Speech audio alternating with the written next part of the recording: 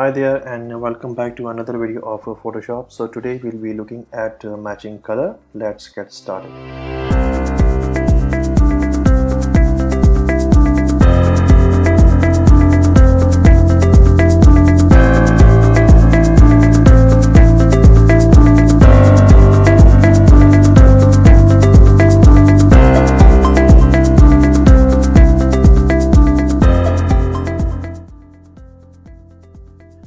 Okay, so here is a simple stock picture downloaded from the internet, and there are two pictures over here. You can see the one which glows in the dark, and this is one of a simple parrot or any other picture of your choice. So I will apply this color over here, this all color scheme over to this picture.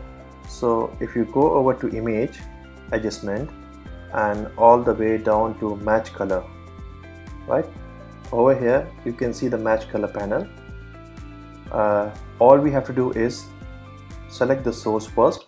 Like in this case I have none over here, but if I click down you can see that the image with the image or name over here on your over the top. So I have to select the one which says, here you can see the quick effect as the preview is checked, so you can see the effect on the fly. So what you need to do is you have to adjust the luminance, color intensity and fade as per your requirement, or you can even neutralize it.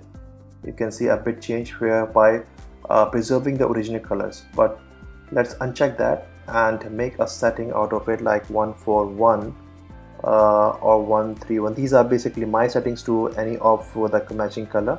You can dial in your own combinations. And 41.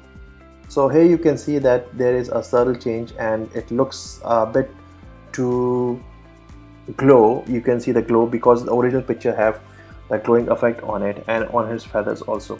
So here you can see, you can click OK and there you go. But on some pictures who are taken, it depends upon the angle. Like in this one, here you can see the bottom part is a bit dark and this one is visible. So this is exposed and this is underexposed. So what you need to do is that again go to match and adjustment and all the way down to match color and select the same source picture again, like in that case this one.